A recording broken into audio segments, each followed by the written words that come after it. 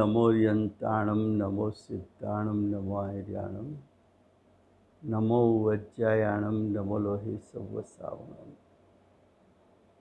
मंगलं भगवान् वीरो मंगलं गौतमो गणी मंगलं कुन्दकुन्दार्यो जैनधर्मोऽस्तु मंगलम्। आत्मा ज्ञानं स्वयं ज्ञानं ज्ञानादन्यत् करोति किम्। परभावस्य कर्तात्मा मोहोऽयं व्यवहारिणम्। अज्ञानतिमिरान्धानां ज्ञानाञ्जनशलाकया चक्षुरुन्मीलितं येन तस्मै श्रीगुरुवे नमः। तस्मै श्रीगुरुवे नमः।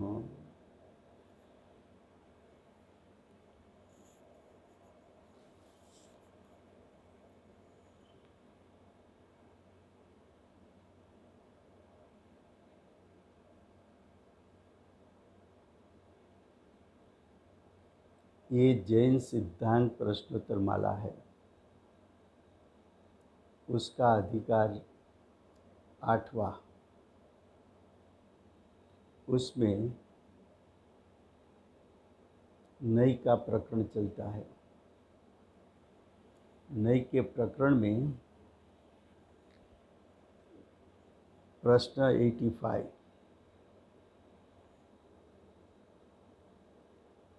85 में जैन शास्त्रों का अर्थ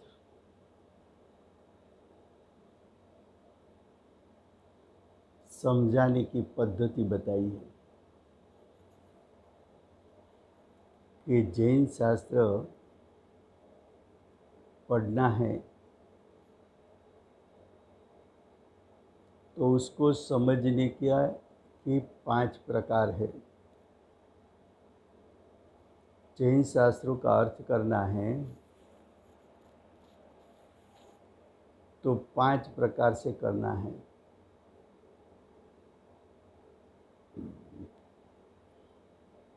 जैन शास्त्र का शब्द दिया हो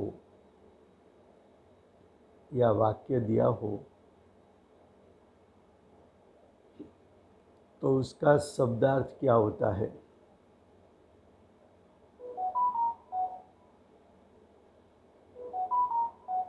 उसके बाद वो किस नई का कथन है, उसके बाद जो कथन है वो जो 363 पाखंड मत है, ये पाखंड मत का अभिप्राय अगर हमारे में हो तो इस कथन से कौन सा पाखंड मत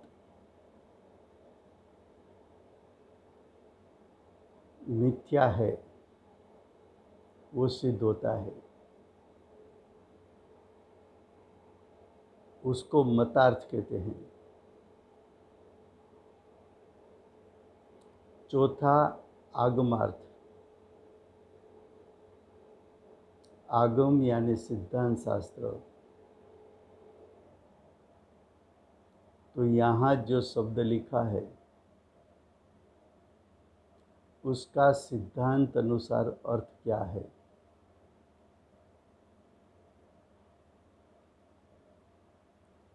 उसके बाद भावार्थ कि ये शब्द या वाक्य उसका प्रयोजन क्या था, उसका सारांश क्या था।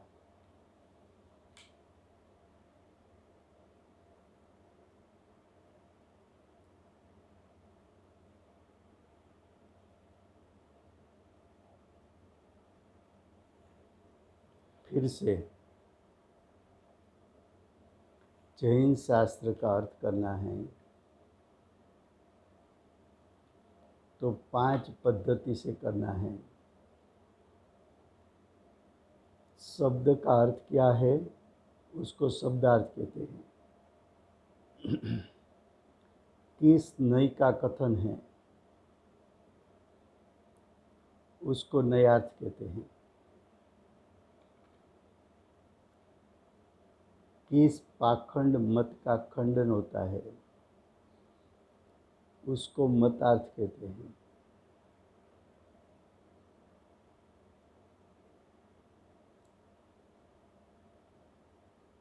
इसमें कौन सा सिद्धांत है उसको आगमार्थ कहते हैं। और ये कथन का प्रयोजन क्या है, सारांश क्या है, तात्पर्य क्या है उसको भावार्थ कहते हैं। तो शब्दार्थ करने का है, नयार्थ करने का है,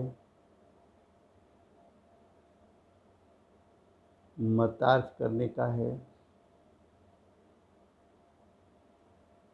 आगमार्थ करने का है और भावार्थ करने का है। अब उसका विश्लेषण। शब्दार्थ प्रकरण अनुसार, प्रकरण यानी जो अधिकार चलता है या तो जो विषय चलता है, विषय अनुसार वाक्य या शब्द का योग्य अर्थ समझना।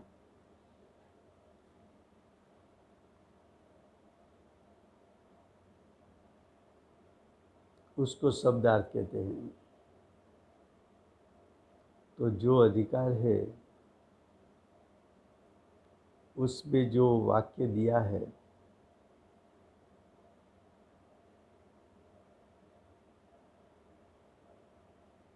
उसके अनुसार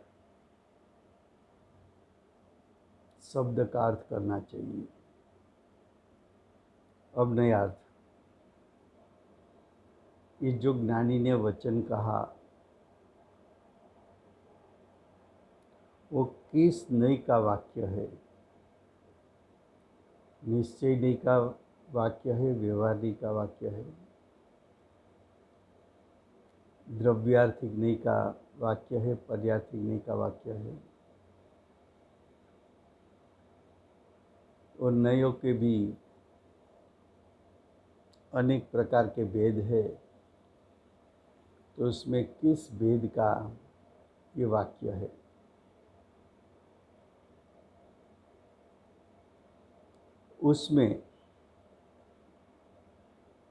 उसमें यानी वाक्य में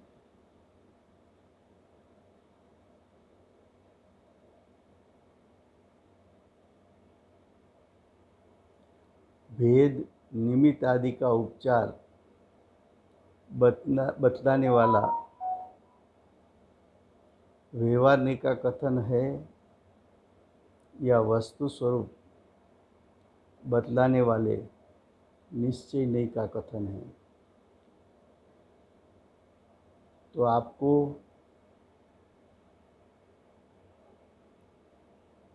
किस नई का वाक्य है,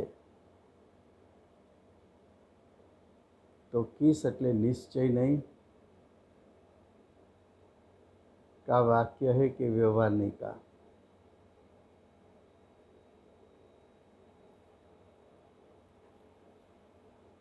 अब मतार्थ, वस्तु स्वरूप से विपरीत ऐसे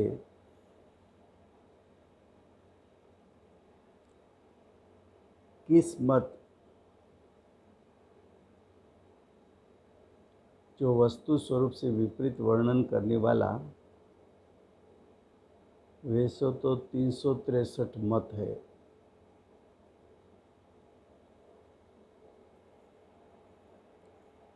मानो कि सांख्य मति का मत हो, बौद्ध मत का मत हो, मीमांसा मत का मत हो, इसे 363 मत है। तो वस्तु स्वरूप से विपरीत इसे किस मत का खंडन करता है? जो वाक्य है वो वाक्य किस मत को खंडित करता है, यानी किस मत झूठा है वो सिद्ध करता है, उसको मतार्थ कहते हैं।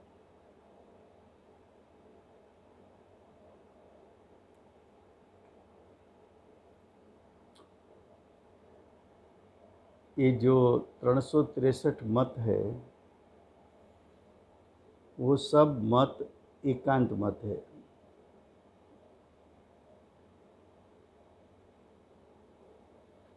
तो मतार्थ में एकांत मत झूठा है और अनेकांत मत सच्चा है, उसको सिद्ध करना है। एकांत मत का खंडन और अनेकांत मत का सिद्धि करना है।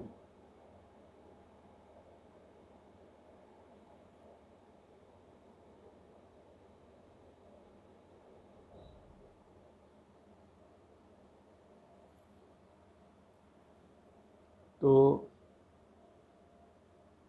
एकांत मत छुड़वाना है, अनेकांत मत प्रकट करना है, वो मतार्थ की बात हुई। अब आगमार्थ। सिद्धांत अनुसार जो अर्थ प्रसिद्ध हो तद अनुसार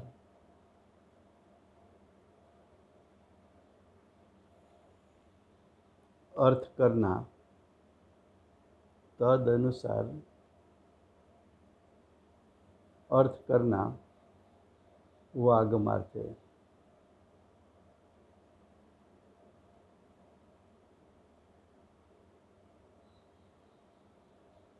तो सिद्धांत अनुसार अर्थ करना, उसको आगमार्थ कहा। अब भावार्थ। शास्त्र के कथन का तात्पर्य क्या है, यानी शास्त्र का कथन क्या सिद्ध करना चाहता है।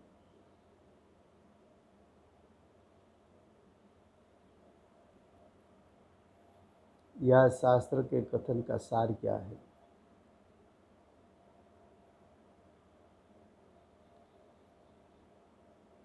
यही उपाधि रूप हेतु क्या है।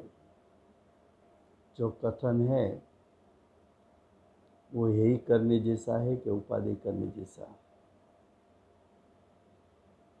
यही यानी छोड़ने, उपाधि यानी ग्रहण करने,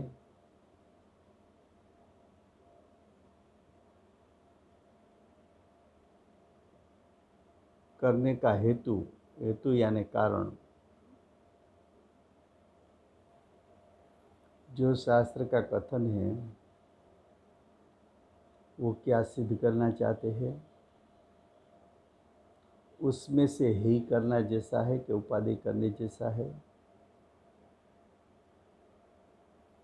ये जो बात बतलाता है वह भावार्थ है। देखो, कोई भी उपदेश कथन हो तो उसमें कुछ बात ग्रहण करने की होती है, कुछ बात छोड़ने की बात होती है। तो जो कथन है उसमें से क्या ग्रहण करने जैसा है या तो क्या छोड़ने जैसा है। ग्रहण करने से क्या सिद्ध होता है, छोड़ने से क्या सिद्ध होता है।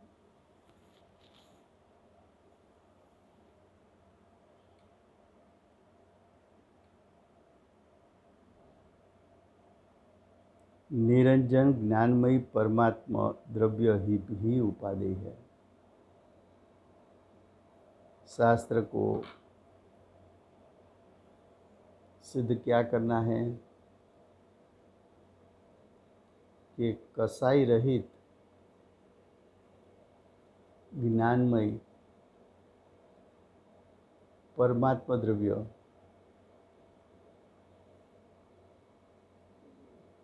यानी त्रिकाल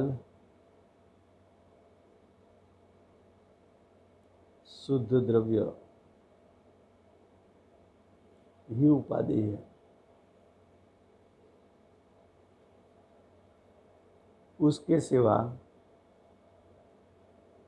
निमित्त या तो किसी प्रकार के राग या विकल्प उपाधि नहीं है।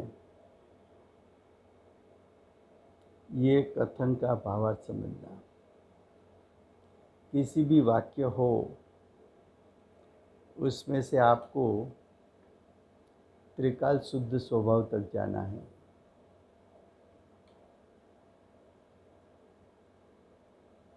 त्रिकाल शुद्ध स्वभाव का ध्यान करने से परिणाम में सम्यक दर्शन ज्ञान चारित्र प्रकट होता है।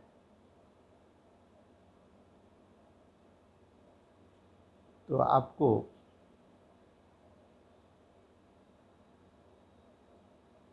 ये बात ध्यान में रखने की है।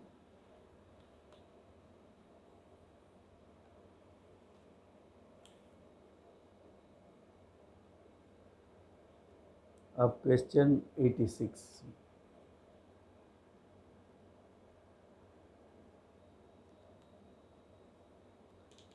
जो नीचे बताया है परमात्मा प्रकाश की एक गाथा दी है।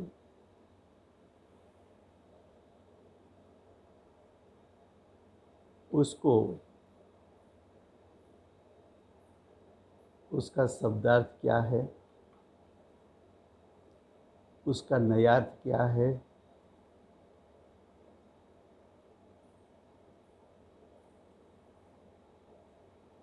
उसका मतार्थ क्या है,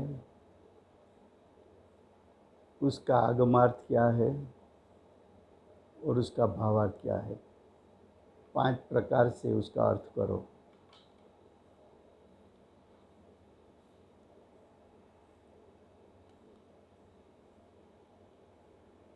ये जाता ध्यानाग्निना कर्म कलहानि दग्ध्वा नित्य निरंजन ज्ञानमया स्थान परमात्मन नत्वा।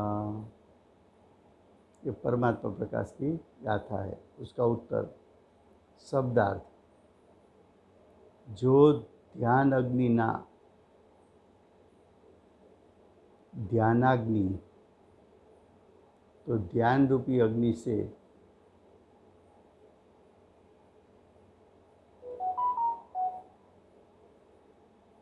कर्म कलहानि, कर्म रूपी मेल को भस्म करके नित्य निरंजन और ज्ञानमय हुए इन सिद्धों को नमस्कार करके। देखो, पहले शब्दार्थ किया तो कि गाथा का शब्दार्थ क्या है, तो कि जो ध्यान रूपी अग्नि से कर्म रूपी मेल को भस्म करके नित्य निरंजन और ज्ञानमय हुए इन सिद्धों को नमस्कार करके, ये शब्दार्थ हुआ। शब्दार्थ में इतना बताना है कि ध्यान रूपी अग्नि कर्म के मेल को जला देती है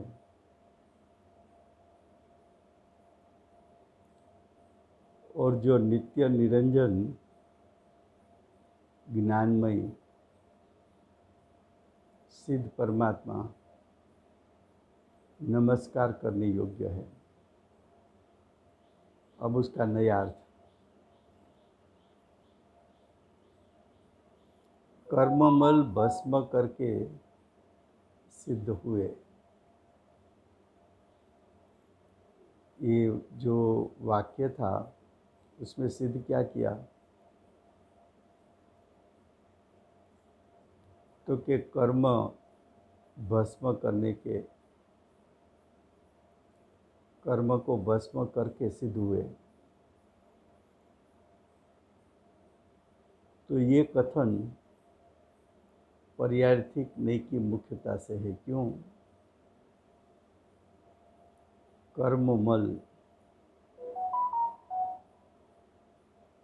कर्म में जीव जुड़ा और कसाई उत्पन्न हुआ, वो तो पर्याय की बात है, संसार की बात है। तो कर्ममल संसार अवस्था है, संसार अवस्था पर्यार्थिक नेकी का विषय है। संसार अवस्था को भस्म किया, नाश किया, तो परमात्मा पद की प्रगटता हुई,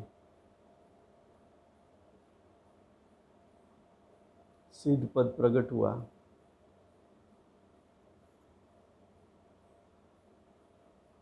जैसा संसार अवस्था पर्यार्थिक नेकी का विषय,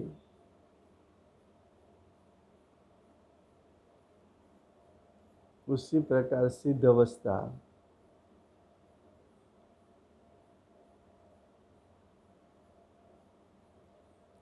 पर्यायार्थिक नेकी का विषय।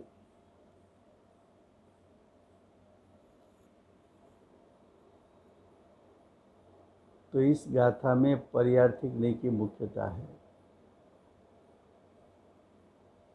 संसार का नाश करना, पर्याय में सिद्ध पद को प्रकट करना।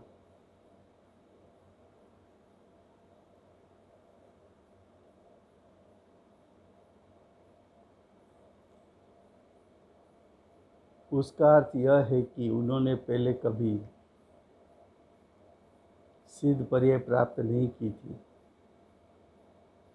वह अब उन्होंने कर्म का नाश करके प्राप्त की।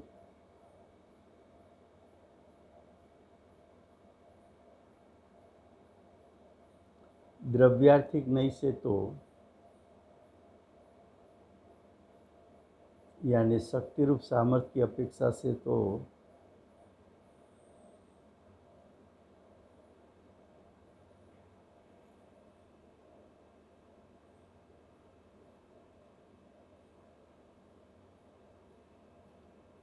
त्रिकाल सामर्थ्य की अपेक्षा से तो आत्मा सदा शुद्ध बुद्ध स्वभाव रूप थे।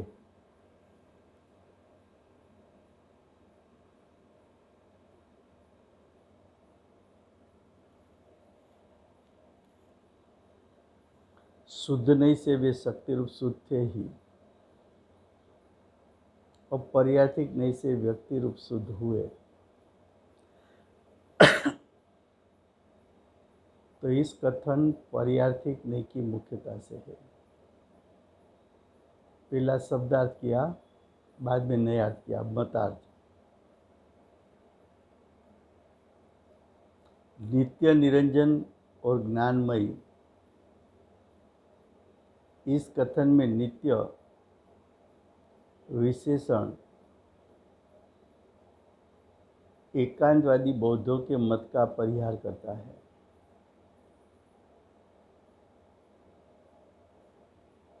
एकांतवादी, एकांतवादी का अर्थ है पाखंडी।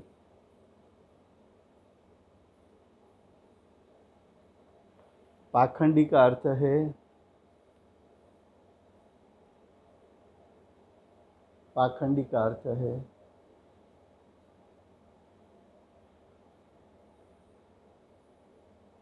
एकांत मत वाला हो।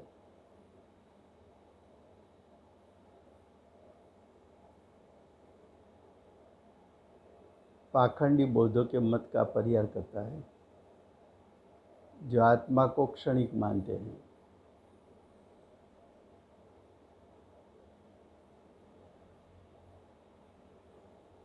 अब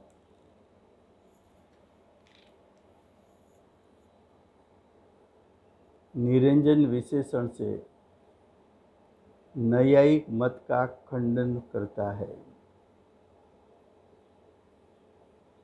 नैयायिक भी पाखंडी है।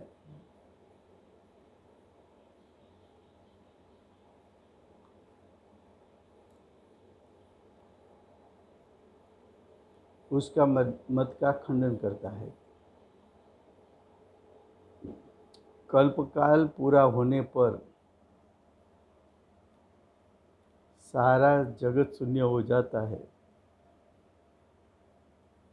और उस समय सभी जीव मुक्त हो जाते हैं।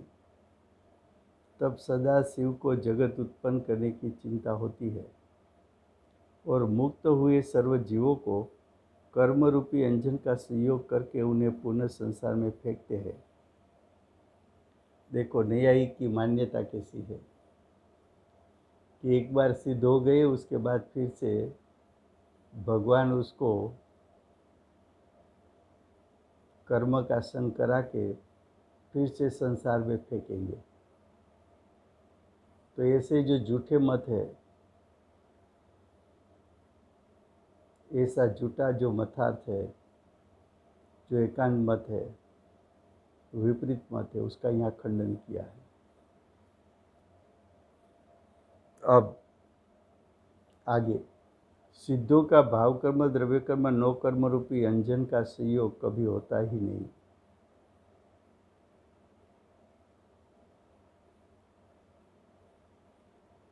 तो निरंजन शब्द से प्रतिपादन करके न्यायिक मत का खंडन किया। सिद्ध फिर से भाव कर्म यानी मोह राग द्वेष रूप परिणमित नहीं होंगे। सिद्ध को द्रव्य कर्म यानी 8 प्रकार के द्रव्य कर्म का संयोग नहीं है। 9 कर्म यानी शरीर और बाह्य संयोग, उसका संयोग नहीं है। तो जो न्यायिक की मान्यता है उसका यहाँ खंडन किया। अब आगम का अर्थ यानी सिद्धांत। सिद्धांत से अर्थ, आगम अर्थ का अर्थ है सिद्धांत से अर्थ करना।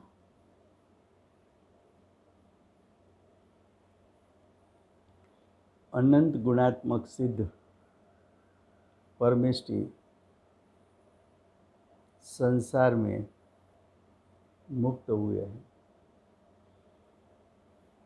क्या कहा? अनंत गुणात्मक सिद्ध परमेष्टि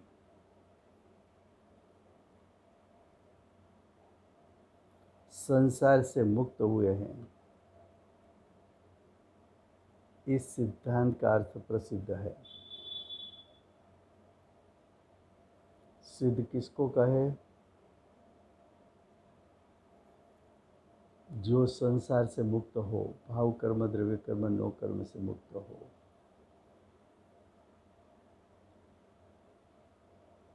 आगमार्थ का दूसरा अर्थ,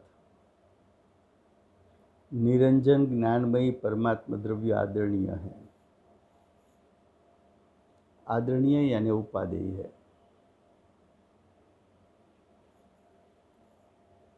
निरंजन ज्ञानमयी परमात्मा द्रव्य आदरणीय है, उसका अर्थ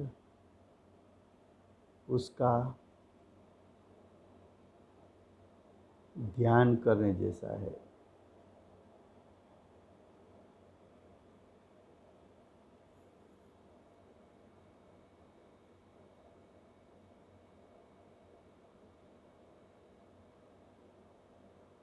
अब क्वेश्चन 87, क्या व्यवहार सम्यक दर्शन निश्चय सम्यक दर्शन का साधक कारण है? प्रश्न क्या किया है?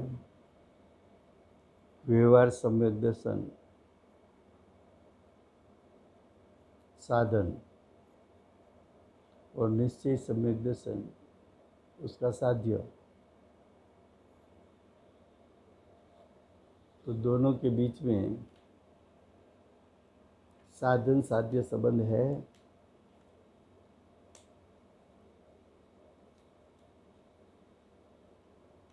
उत्तर नहीं।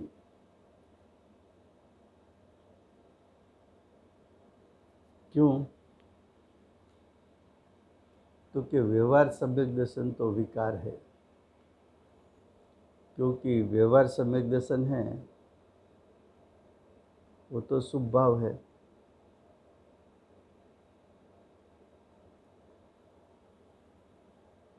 और निश्चय सम्यक दर्शन शुद्ध पर्याय है।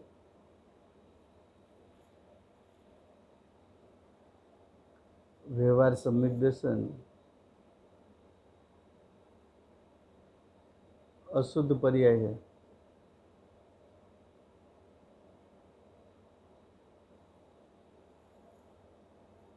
विकार वह अविकार का कारण कैसे हो सकता है? विकार यानी शुभ भाव, अविकार यानी शुद्धता।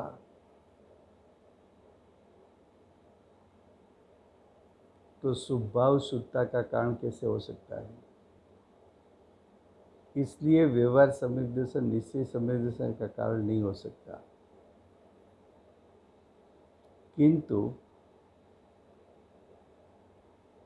किंतु उसका व्यय होकर निश्चय सम्यक दर्शन का उत्पाद सुपात्र जीवों को अपने पुरुषार्थ से होता है। तो व्यवहार सम्यक दर्शन की पर्याय है उसका व्यय।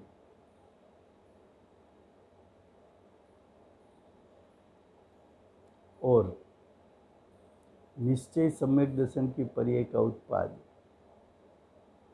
तो व्यय के बिना उत्पाद नहीं होता। तो व्यय को कारण कहो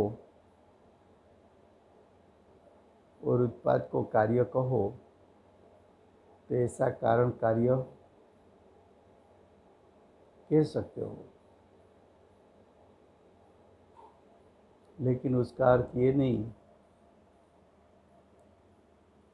कि व्यवहार सम्यक दर्शन ज्ञान चारित्र विकारी पर्याय अविकारी ऐसे निश्चय सम्यक दर्शन ज्ञान चारित्र का कारण बन सकती है।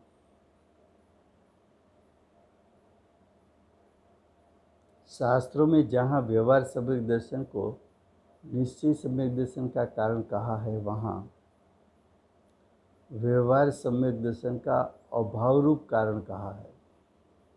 अभाव रूप यानी व्यय रूप कारण कहा है।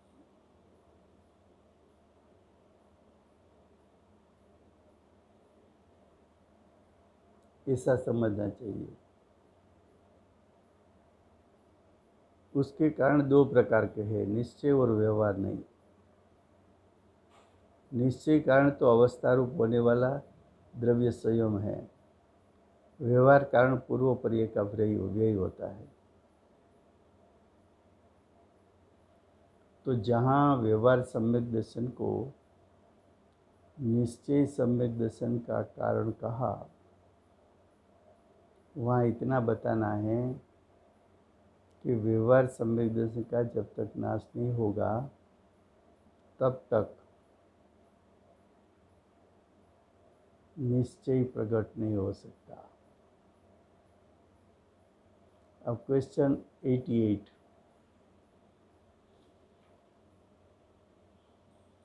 जो प्रश्न के उत्तर लंबे दिए हैं उसका जो संक्षेप में भाव समझना है उस पर इतना वेटेज देकर ही हम अर्थ करेंगे। क्वेश्चन 88, निश्चय नहीं के आश्रय बिना सच्चा व्यवहार हो सकता है? उत्तर नहीं। क्यों? कि निश्चय नहीं प्रकटता तब तक व्यवहार नाम दिया नहीं जाता।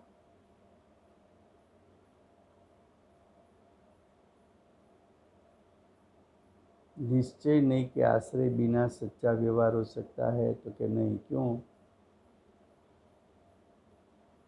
निश्चय व्यवहार दोनों साथ में होता है।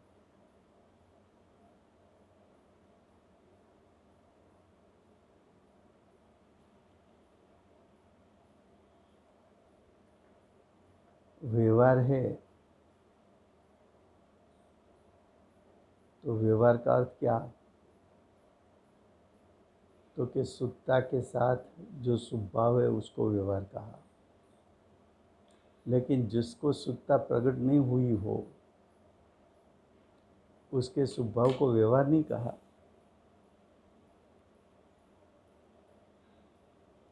उसको व्यवहार भी क्यों नहीं कहा?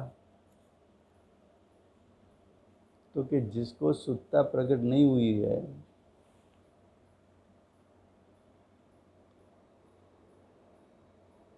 उसका स्वभाव तो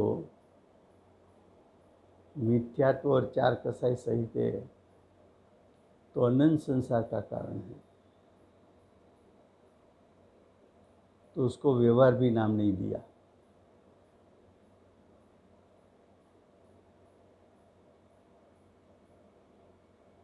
तो निश्चय के बिना व्यवहार नहीं होता। व्यवहार में क्या आता है? तो कि ज्ञानी का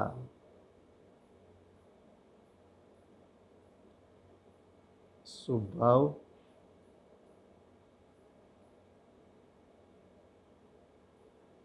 अशुभ का त्याग,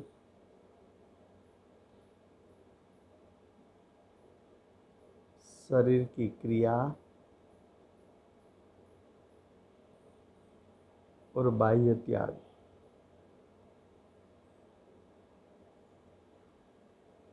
ये सब व्यवहार में आएगा। लेकिन ये व्यवहार नाम कब कहा जाएगा? तो कि जब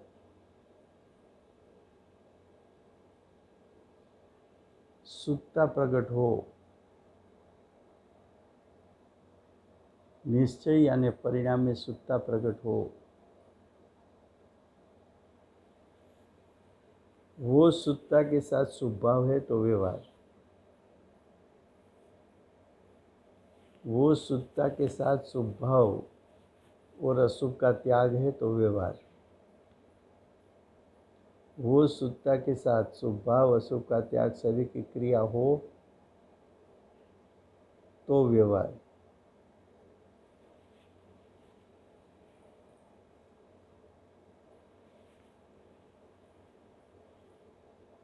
जो शुद्धता के साथ स्वभाव अशुभ का त्याग शरीर की क्रिया और बाह्य त्याग हो तो व्यवहार।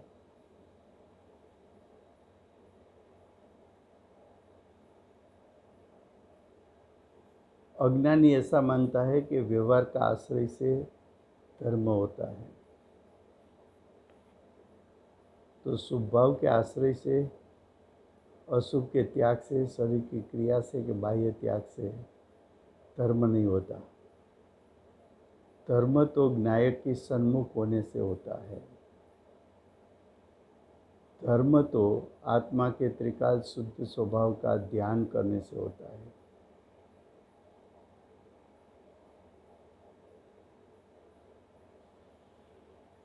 तो ये प्रश्न 88 हुआ, अब 89।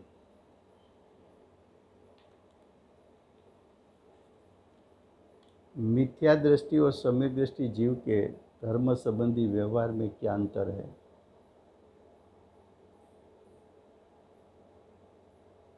तो न्याय से भी देखा जाए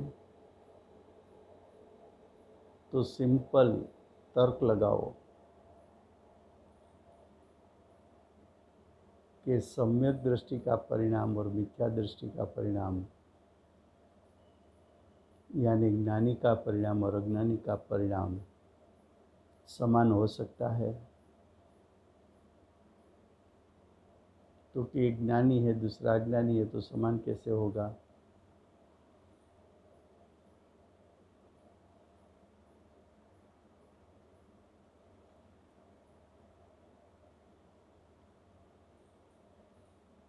तो मिथ्या दृष्टि का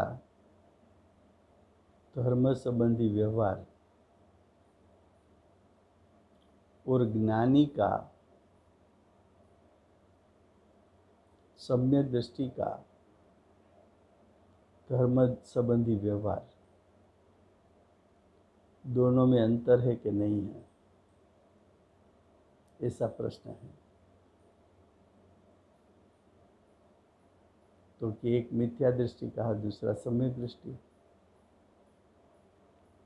तो दोनों के व्यवहार में अंतर होना चाहिए। उसका उत्तर, मूढ़ जीव आगम पद्धति को व्यवहार और अध्यात्म पद्धति को निश्चय कहते हैं, इसलिए वे आगम अंग के एकांत रूप से साध कर मोक्ष मार्ग दर्शाते हैं। अध्यात्म अंग को व्यवहार को भी न जाने वह मूढ़ जीव का स्वभाव है। उससे उस प्रकार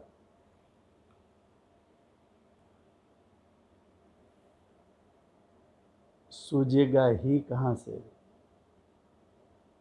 उसको सच्ची बात समझ में कहाँ से आएगी?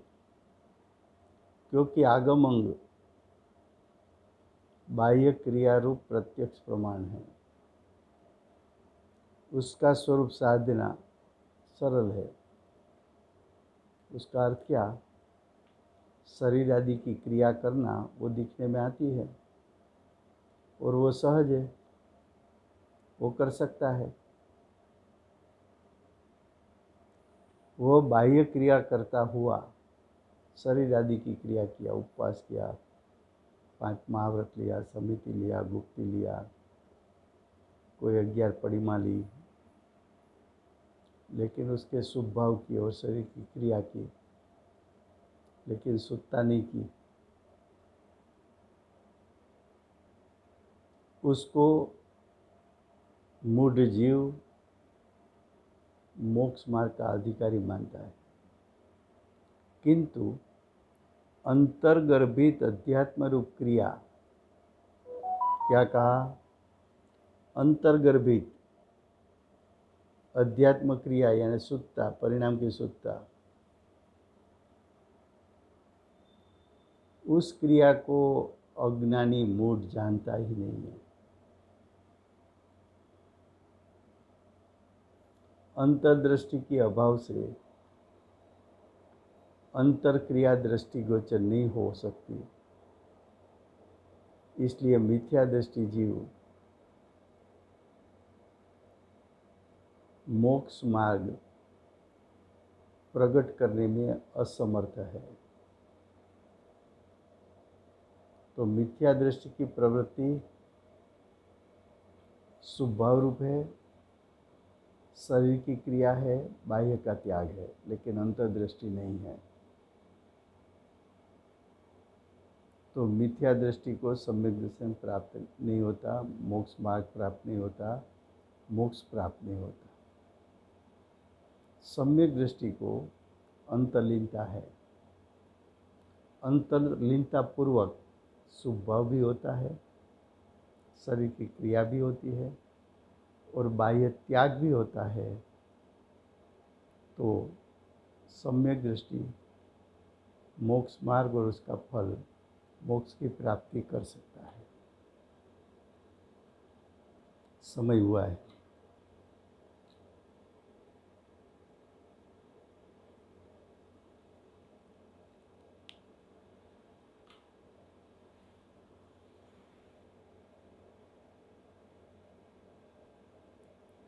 आखिरी शासन नायक बाल ब्रह्मचारी श्री महावीर भगवान की जय हो।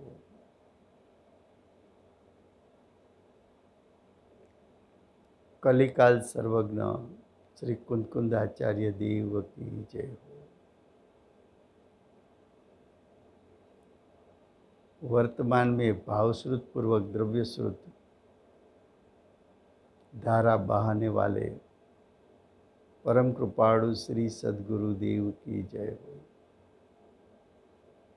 गुरुदेव की महिमा बताने वाले प्रसन्न मूर्ति भगवती मात की जय हो। अष्ट जिनवाणी मात की जय हो।